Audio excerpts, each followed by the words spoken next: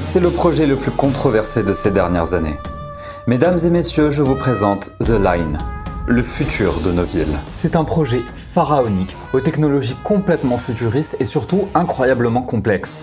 Mais est-ce qu'une ville linéaire en plein milieu du désert est vraiment le futur de nos villes? Et pour vraiment répondre à cette question, il faut comprendre comment fonctionne The Line. Et le meilleur moyen de comprendre une architecture, c'est de la dessiner.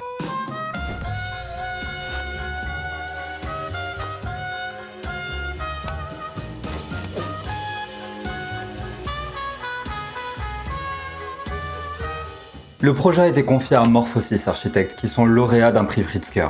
Et pour le moins qu'on puisse dire, l'architecture est, ma foi, assez iconique. Elle est composée de deux façades miroirs qui s'élèvent jusqu'à 500 mètres carrés. Et à l'intérieur de ces façades, c'est là qu'on retrouve ce qu'ils appellent une urbanisation 3D, avec plein de blocs qui seront organisés de sorte à ce qu'on ait logement, services, espaces verts, accessibles en moins de 5 minutes à pied. C'est là que vous allez me dire, mais à quoi ça sert de faire quelque chose d'aussi linéaire et d'aussi dense ? Eh bien, d'après les architectes, c'est censé préserver 95% du territoire environnant. 95% du territoire environnant, c'est censé protéger la nature. Mais bon, est-ce que deux façades en miroir, c'est vraiment ce qui va sauver la nature environnante? Est-ce que les oiseaux vont pas s'écraser dessus? Est-ce que dans les régions les plus désertiques de là où c'est construit, est-ce que ça va pas tout simplement créer une chaleur abominable? Ah oui, et ce que je vous ai pas dit, c'est que toute la ville va être gérée par une intelligence artificielle. Ouais.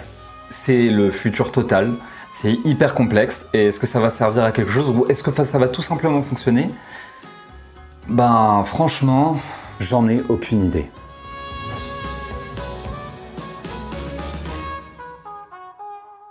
Donc pour résumer, on a un projet qui est totalement futuriste, les technologies n'existent même pas encore, il y a des problèmes éthiques quand même vachement graves, notamment avec la condition des travailleurs sur place, apparemment des tribus qui ont été déplacées, tout ça c'est des problèmes extrêmement graves et extrêmement profonds, et en fait moi ce qui m'intéresse dans cette histoire, c'est la contradiction de l'Arabie Saoudite. Parce que à côté de ça, ils ont un projet pour leur ville, pour le déjà là, qui est beaucoup plus écologique, 10 fois moins cher et tellement facile à mettre en place. Vous demandez ce que c'est? Eh bien, c'est...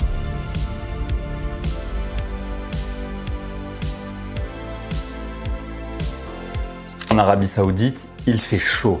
Extrêmement chaud. Le climat en été est quasiment invivable avec des températures pouvant dépasser les 40 degrés Celsius. Et dans des villes aussi denses que Riyad, je peux vous laisser imaginer ce que c'est de vivre dans quelque chose d'aussi chaud.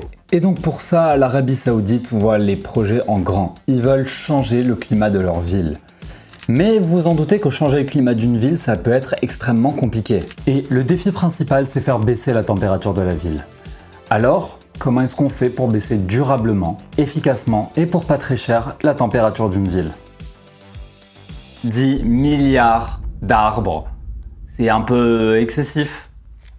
Un petit peu. Planter plein d'arbres, c'est une solution relativement simple pour faire baisser la température. Mais là vous allez me dire, écoute, on est quand même dans un climat plutôt désertique. L'eau, comment on fait? Est-ce qu'on va consommer beaucoup plus d'eau? C'est là où c'est un peu plus intéressant. C'est que l'eau qui sera employée sera recyclée. Ils vont mettre en place ce qu'on appelle un système d'irrigation lent. Et surtout dans un circuit fermé, c'est-à-dire qu'on va essayer de récupérer un maximum l'eau utilisée déjà par la ville. Et tout ça, il prévoit que ça va amener énormément de bénéfices. Déjà, on va économiser beaucoup d'argent sur la climatisation. On va rendre la ville beaucoup plus agréable à vivre. Imaginez juste marcher dans une rue avec un soleil tapant 40 degrés Celsius, sans arbres, sans ombre pour vous protéger. Et là, vous vous retrouvez avec de la végétation, une ombre naturelle, et tout de suite, c'est bien plus agréable à vivre.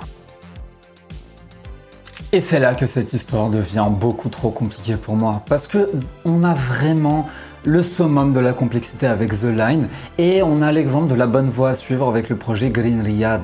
Parce qu'au final, la question qu'on se pose devant ces deux projets, qu'est-ce qui fait qu'une ville est agréable à vivre? Et on a deux philosophies drastiquement opposées dans le même pays.